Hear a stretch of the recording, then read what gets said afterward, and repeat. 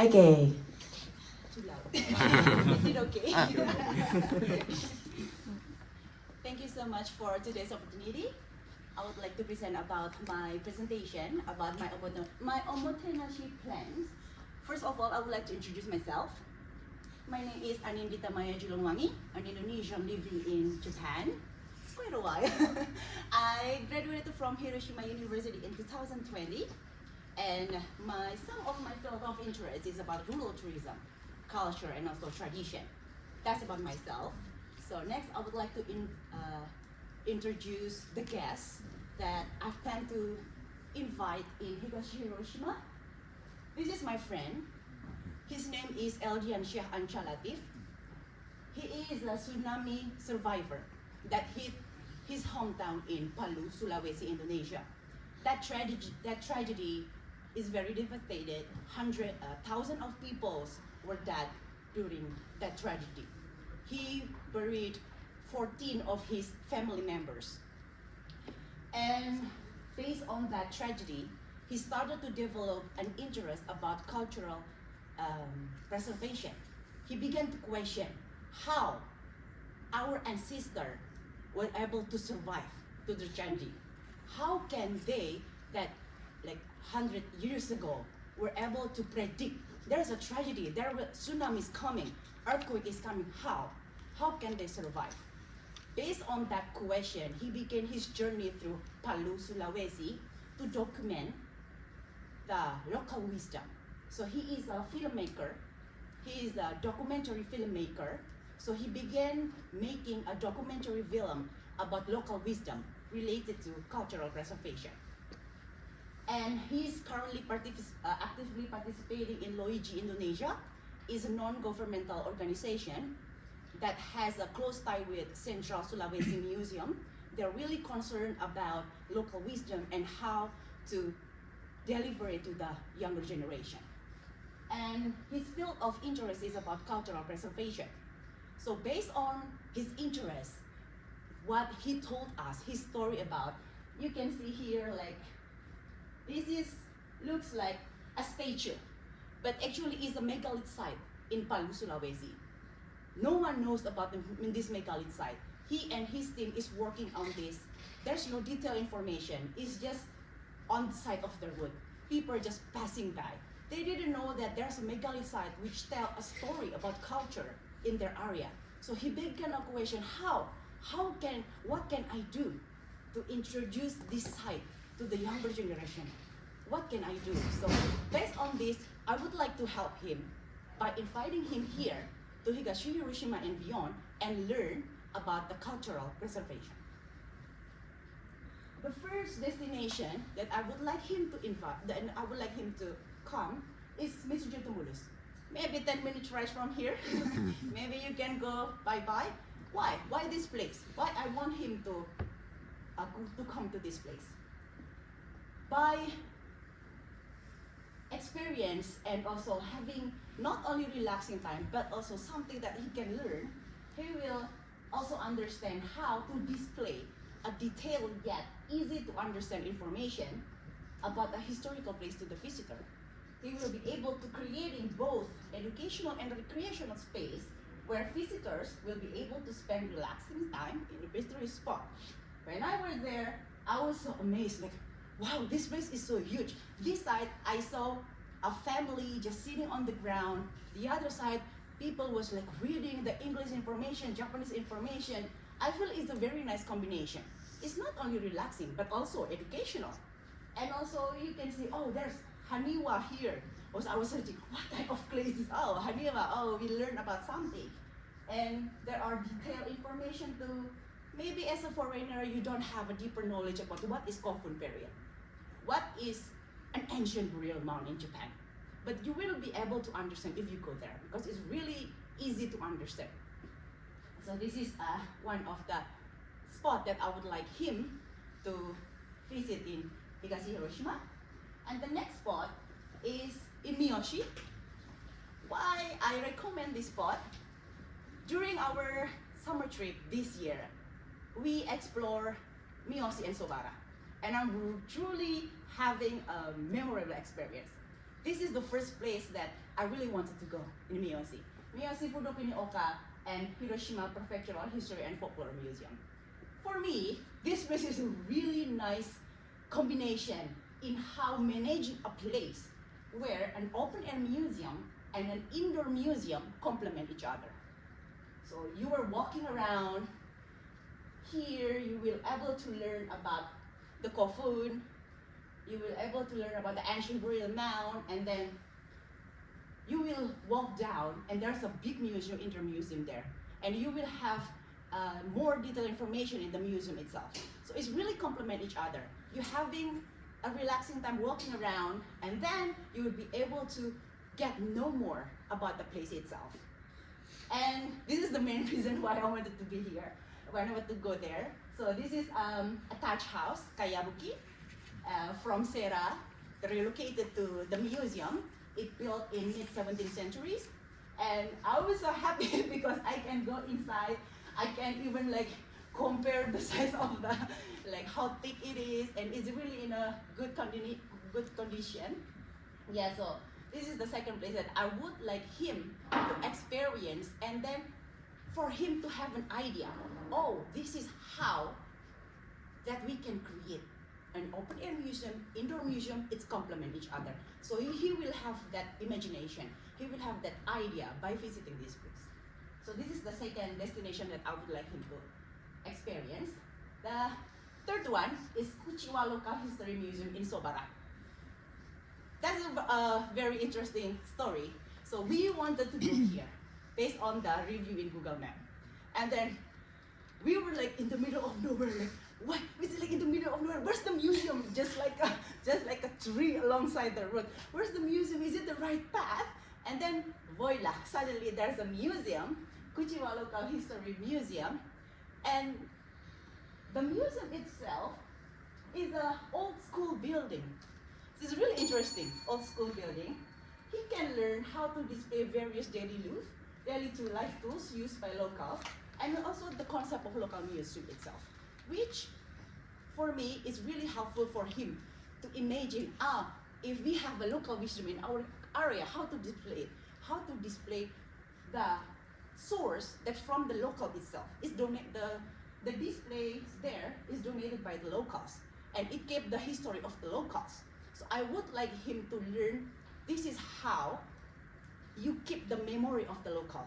Donated by local, display, and then everyone can learn about the history of the local museum itself. So this is some of the photos that I took there.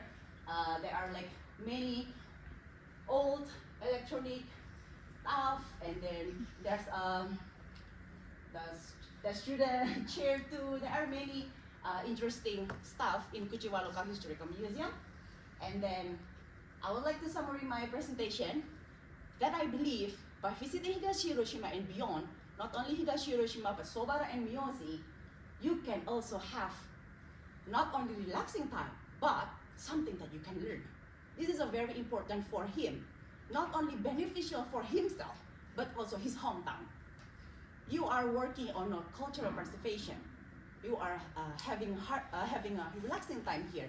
But when you go home, there are many things that you can also implement for your hometown. So that's what I think, how can I help him and help his hometown to recover, to also display a cultural preservation in Palu, Indonesia. So to sum up, this is the project that I will be named Visiting Higashi Hiroshima and Beyond, where leisure meets knowledge. Thank you so much for your time.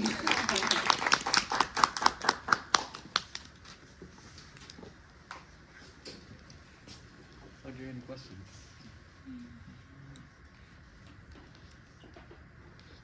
ちょっと日本語でも大丈夫ですか？あ、ごめん変えてくれる？すいません。なんかそれぞれの場所が歴史をすごいテーマにしてるんですけど、その根底なる理由は何ですか？根拠根拠はエビデンス。何ですか？ Many of the places you mentioned were like very related to history. So he was asking, what is like the motivation? Was like what is it special for you? For me? Yeah. For me or for my For you, like, why you have interest in those historical things? I was graduated from IDEC in about tourism too. So I'm majoring in cultural anthropology, and I really have an interest in rural tourism. So most of the people, when you ask like, what is Japan? They will point like Tokyo, Kyoto, Osaka. But for me, Japan is more than that. Japan is about the people itself, about the history itself. And you can find it not only in the big cities. You can go to the countryside area, like Sobara, like Miyoshi, Akihara, like Higashi Hiroshima. You can feel that. That's what I feel about Japan too. When I went to Kuchiwa Local Historical Museum, there are two museum elderly, the employee. They were so surprised because we went there. You are foreigner and you are here. How come you know this place? Why you have interest to this place? They were asking us. Why you went to Kuchiwa? Why? Like, then I said like, I really want to know about Japan, the history that built, about the local, about the people. That's why I wanted to know. And for me, local historical museum is a very great place. So I always go to local historical museum in Akitakata, and like, everywhere I go, I always folklore museum, local history museum for me is really good. And then in Miyoshi too, like for me, a Thatch house, Kayabuki, I really have an interest in Kayabuki. So that's why I went to Michoshi Furukunioka. So for me, Japan is something that you learn about the people, about the history that you can find in those areas. Thank you. Thank you so much. I'm so sorry. No Japanese. Yes. Are you not Muslim? I am. Are you Muslim? Yes. Okay. I am. So, yes, because the international majority is Muslim. Yes. People, yeah. Mhm. And how do you think in your life in Japan? Because you have too many times to pray in the mosque or something. Mhm. But I think there's no mosque, not many mosques here in Japan. Mhm. How to do to pray in here? Okay. Thank you so much. In my opinion, maybe it is really a personal opinion. Maybe not all Muslim will have the same opinion with me, but when I'm doing traveling, like in my religion, like the musafir, like when you do a long time, like you can also pray by yourself too, like in the car, like in a hotel. It's really flexible. It doesn't have to make it complicated, like you need to find a mouse, like a mosque, like that. For me, like it's something that flexible. It's something that you can do it anywhere because it's about you and a God. So for me, like I don't have any like hard time praying here in Japan. Like we have a small mosque here also in Higashi Hiroshima. As about the food itself, like there are now many halal food, and actually like feast, like in Japan, like feast was everywhere. So for me, it's really convenient. I don't have any kind of about complaint about the food itself or how I do like prayer. For my opinion, I never had a quite like challenging time.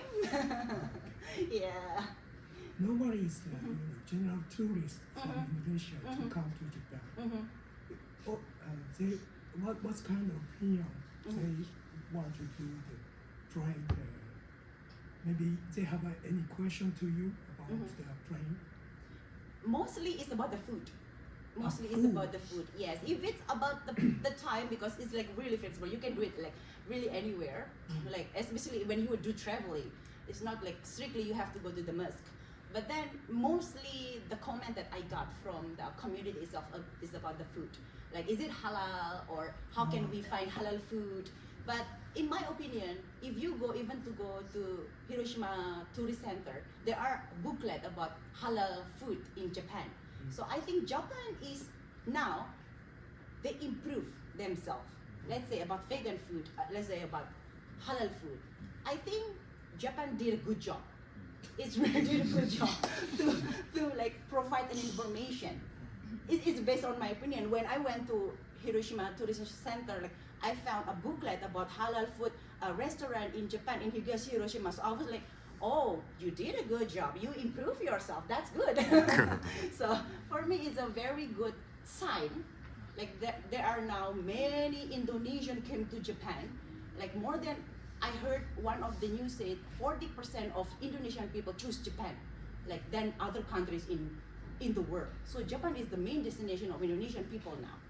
For me, like it's because of the convenience itself, the information provided everywhere about halal food. Yeah, especially about halal food. There are many information you can get through the internet. So I feels like that's why one of the reason maybe Indonesian choose Japan. Like when you go to other country, like maybe it's still difficult to find about halal food. But if you go to Japan, there's so many information provided about it. So I think that was a good sign in how Japan's really boost their tourism, like more than 20 million up until now. So that was a good sign. Any other questions? Thank you so Thank you. much.